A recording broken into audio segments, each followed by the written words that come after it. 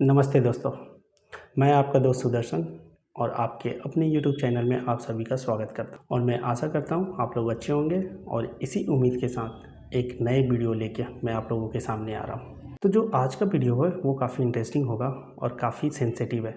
तो मैं आप लोगों से रिक्वेस्ट करूंगा कि प्लीज़ आज के विषय को या जो वीडियो बना रहा हूं उसको आप दिल के बजाय दिमाग से देखें तो आपको ज़्यादा क्लैरिटी मिलेगा। अगर आप 2021-22 का जो डेटा है इंडिया और चाइना के बीच जो ट्रेड होती है, अगर उसको देखते तो आप काफ़ी सरप्राइज़ होंगे। अगर 2021-22 की मैं बात करूं तो आपको पता चलेगा कि जो इंडिया और चाइना के बीच है 136 बिलियन डॉलर का ट्रेड होती है।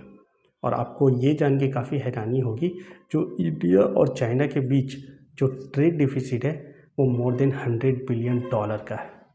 तो कहने का मतलब ये है कि जो चाइना है वो अपने गुड्स या प्रोडक्ट या रॉ मटेरियल हम बोल सकते हैं या मशीनरी जो भी चीज़ें हैं उसको एक्सपोर्ट करती है इंडिया में, वो करीब 118 बिलियन डॉलर का जो अमाउंट है उसके अराउंड करती है। और अगर वहीं आप इंडिया की बात करें तो इंडिया सिर्फ 17 बिलियन डॉलर का एक्सपोर्ट चाइना को कर पाती है। अब आप भी सोच रहे होंगे कि ये ऐसा क्यों होता है। इवन मैं भी पढ़ने के बाद काफ़ी सरप्राइज़ हुआ था, क्योंकि मीडिया में आजकल ये जो अच्छी बातें हैं वो कम सुनाई देती है या दिखाई देती है, और तरह तरह के जो मतलब एक सेंसेशनल न्यूज़ होती है उस तरीके की न्यूज़ हम लोगों के सामने आती है।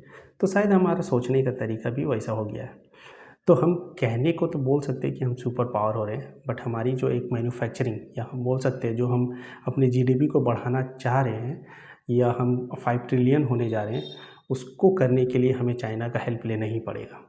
और मैं ये इसलिए बोल रहा हूँ क्योंकि जो भी चाइना का एक्सपोर्ट इंडिया को होता है उसमें सिर्फ मोबाइल या ऐप्स नहीं होते, उसमें आपको इलेक्ट्रॉनिक आइटम्स दिखेंगे, आपको मशीनरीज दिखती है, उसको रॉ मटेरियल दिखती है, उसमें बहुत से ऐसे कंपोनेंट हैं जो इंडिया को ज़रूरत पड़ती है अपने यहाँ मैन्युफैक्चरिंग करने के लिए। अगर इंडिया के जो बिजनेसमैन हैं अगर वहाँ से इंपोर्ट नहीं करते हैं चाइना से रॉ मटेरियल्स, तो जो यहाँ का प्रोडक्शन कॉस्ट है वो काफ़ी हाई हो जाएगा। एक सिंपल एग्जांपल मैं देता हूँ कि अगर आप इंडिया को देखें फार्मास्यूटिकल इंडस्ट्रीज़ को, तो आपको समझ आएगा कि जो 90% जो ये इंडस्ट्री है उसको रॉ मटेरियल चाइना से लेना पड़ता है। कैन यू इमेजिन, अगर चाइना का सप्लाई चेन खासकर फार्मास्यूटिकल की इंडस्ट्रीज़ में अगर थोड़ा भी गड़बड़ाता है तो इंडिया में इसके जो कॉस्ट है वो काफ़ी हाई हो जाती है। और आप काफ़ी सरप्राइज़ होंगे कि इंडिया की जो फार्मा इंडस्ट्री है वो इतनी चाइना पे डिपेंडेंट है कि अगर चाइना अपने इंग्रेडिएंट्स भेजना बंद कर दे तो सच बोलूँ चाइना की जो फार्मा इंडस्ट्रीज़ है वो बंद होने लगेगी। तो जो एक तो आप अब सोच रहे होंगे कि ये जो चाइना के ऐप्स को बैन करना या उनके जो चाइनीज़ मोबाइल है उसको बाइकआउट करना, ये कहाँ तक सही है। मुझे लगता है आपने अपना गुस्सा दिखाया, वो एक तरीके का प्रोटेस्ट समहाउ कहीं ना कहीं ठीक है, एक मैसेज देने के लिए सही था। बट सच में उसके ट्रेड को या हम बोल सकते हैं इकोनॉमिकली जो हम एक ड्रीम दिखाया गया था कि चाइना को हार्म करेंगे, बहुत मुश्किल है। और मैं इसलिए बोल रहा हूँ क्योंकि चाइना के अगर आप एक्सपोर्ट को देखते हैं, टोटल एक्सपोर्ट को वर्ल्ड में, तो जो इंडिया को एक्सपोर्ट करता है वो अपने टोटल एक्सपोर्ट का सिर्फ 2% करता है। और आप सरप्राइज़ होंगे, जो इंडिया है वो पूरे वर्ल्ड में जितना एक्सपोर्ट करता है वो चाइना में सिर्फ 8% एक्सपोर्ट करता है। तो आप समझ सकते हैं कि चाइना एक इतनी बड़ी इंडस्ट्रीज़ है और उसको इतने मार्केट एक्सेसिबल है कि अगर वो इंडिया के साथ बिजनेस नहीं भी करती है तो उससे चाइना को कम, इंडिया को ज़्यादा नुकसान होगा। और ये मैं डेटा से बात कर रहा हूँ, ना कि दिल से। क्योंकि जो भी वीडियो या इन्फॉर्मेशन आप लोगों के पास आनी चाहिए वो फैक्ट होनी चाहिए, और मैं वही कोशिश कर रहा हूँ इस वीडियो के थ्रू से। तो 2014 का अगर आप देखेंगे, मतलब 2013-14, उस समय इंडिया और चाइना का जो ट्रेड था, ठीक है, वो 38 बिलियन डॉलर हुआ करता था। और अभी के कॉन्टेक्स्ट में देखिए 2021-22 में वो कहाँ 136 बिलियन डॉलर पहुँच गया। तो आप सोच सकते हैं कि इंडिया की स्थिति अभी भी, मतलब दोनों के बीच बिजनेस तो हो रहा है बट समहाउ कहीं ना कहीं इसमें चाइना को ही एडवांटेज मिल रहा है। और ये तब तक चलेगा जब तक इंडिया की डिपेंडेंसी चाइना पे रहेगी।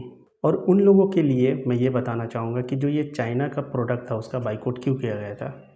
तो चाइना का प्रोडक्ट को बाइकआउट इसलिए किया गया था क्योंकि 2020 मतलब जून 2020 में मीडिया के थ्रू से एक रिपोर्ट आई कि जो गालवान वैली है जो लद्दाख के साइड पे है, वहाँ पे ये पता चला कि इंडिया और चाइना के जो आर्मी है मतलब जो सैनिक है वो आपस में मुठभेड़ किए और उससे ये हुआ कि जो इंडिया के 20 सोल्जर्स है उसकी डेथ हो गई, मतलब वो मारे गए। चाइना के साथ भी कैजुअलिटी हुई, बट चाइना गवर्नमेंट अभी तक से ऑफिशियली अपने जो लोगों की मरने की तादाद है वो डिक्लेयर नहीं की है। बट अगर आप सेकेंडरी रिसर्च से देखें तो कहा जाता है कि चाइना के 38 जो जवान हैं वो मारे गए थे। Do you know what's the best thing about propaganda? It's flexibility. You're lying anyway, so facts don't matter. You can change your narrative, alter the facts. Basically, it's no holds barred. Case in point, China. Let me take you back to June 2020. Chinese and Indian soldiers clashed in Galwan Valley. The Indian Army announced that 20 soldiers were killed in action. What about China? Nothing. There was absolute silence on Chinese casualties. American intelligence reported 35 deaths. Russian state media said 45, but Beijing was silent. Do you know why? Because it was a bad look for China. The mighty PLA given a bloody nose by India. Not the best headline for them. So China decided to ignore their dead soldiers, pretend like they never existed. That silence was also propaganda. तो इस घटना से जो Indian army के 20 जवान मरे थे, जब ये बात लोगों तक पता चली तो लोगों में काफ़ी आक्रोश हुई और जो इंडियन के लोग थे उन्होंने चाइना के प्रोडक्ट का बाइकआउट करना किया। इवन गवर्नमेंट ने भी चाइनीज़ ऐप्स थे उनको बैन कर दी। तो अगर आप इंडिया के कॉन्टेक्स्ट से देखें तो अभी तक से 300 से ज़्यादा जो चाइनीज़ ऐप है वो इंडिया में बैन है।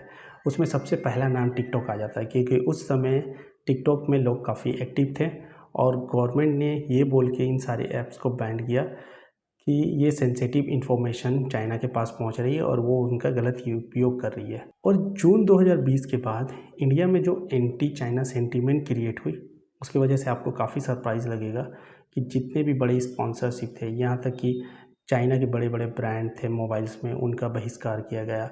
वीवो जो IPL को स्पॉन्सर करती थी, मतलब एक तरह से उनकी फ्रेंचाइज हुआ करती थी, वीवो को उसके फ्रेंचाइजी से कैंसिल करना पड़ा।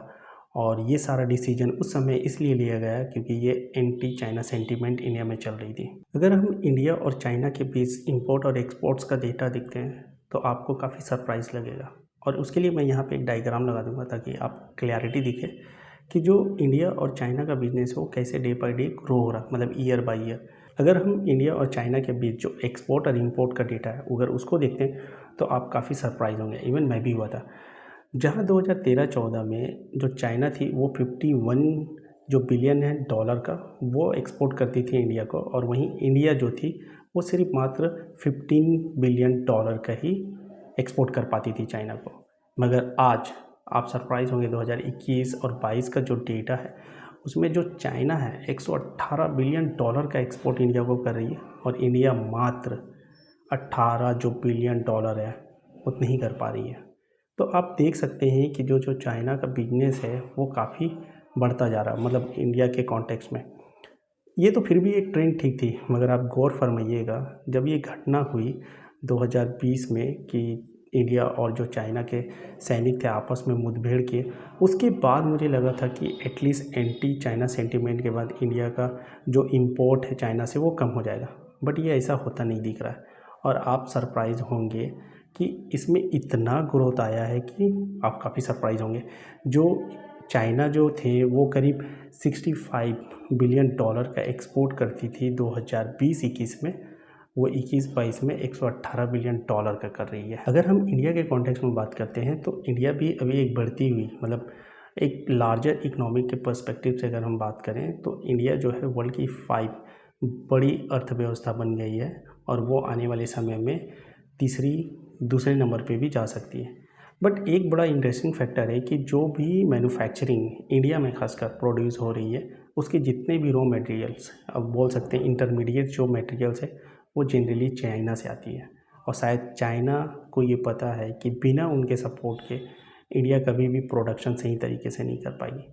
तो भारत सरकार को ये ध्यान देना होगा कि जितने भी इंटरमीडिएट इंग्रेडिएंट्स हैं उस पर अपनी डिपेंडेंसी कम करनी होगी चाइना से, और खुद जो आत्मनिर्भर भारत का एक कॉन्सेप्ट उन्होंने दिया है उस पर बात करना होगा। अब जब मैं आत्मनिर्भर भारत की बात कर ही दिया हूँ तो एक इंटरेस्टिंग बात बताता हूँ कि 2014 में जब मोदी सरकार आई थी तो उन्होंने मेक इन इंडिया का एक आह्वान दिया था।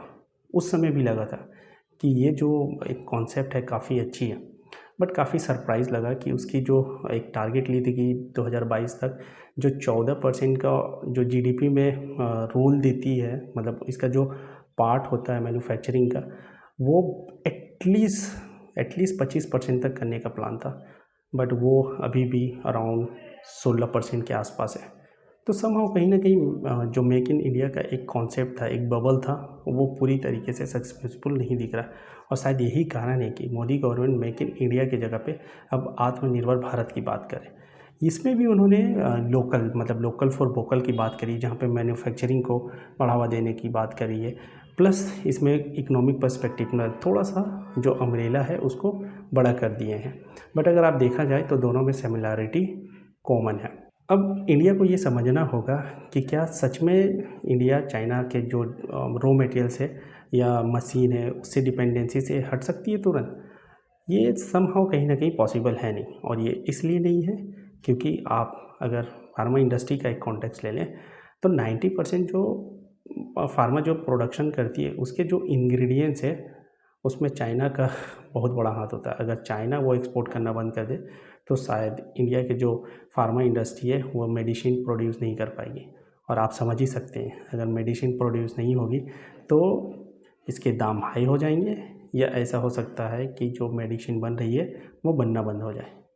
तो ये बड़ा इम्पोर्टेंट है, या ये जानने की बड़ी ज़रूरत है कि वाई इंडिया का जो डिपेंडेंसी चाइना पे है वो क्यों है। तो पहला रीज़न ये है कि जो मैन्युफैक्चरिंग कॉस्ट है वो लो हो जाता है इंडिया के कॉन्टेक्स्ट में अगर वो इंपोर्ट करती है चाइना से, ठीक है। सेकेंड है कि जो वर्ल्ड ट्रेड ऑर्गेनाइजेशन करके एक संस्था है उसमें दोनों ने एग्रीमेंट कर रखा है।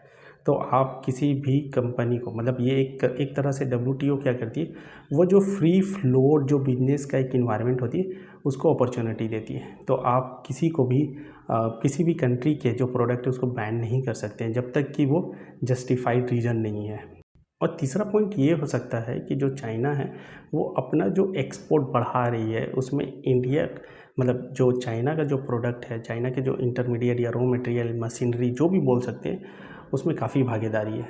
शायद ये भी एक कारण है जहाँ पे इंडिया चाइना को कड़ी जवाब देने से डर रहा है। और मैं ये इसलिए बोल रहा हूँ क्योंकि जब भी इंडिया, खासकर मोदी जी, पाकिस्तान के कॉन्टेक्स्ट में होते हैं तो काफ़ी एग्रेसिव होते हैं, बट ये चाइना के कॉन्टेक्स्ट में जिस तरह का एग्रेशन उनको दिखाना चाहिए था वो नहीं दिखाए थे।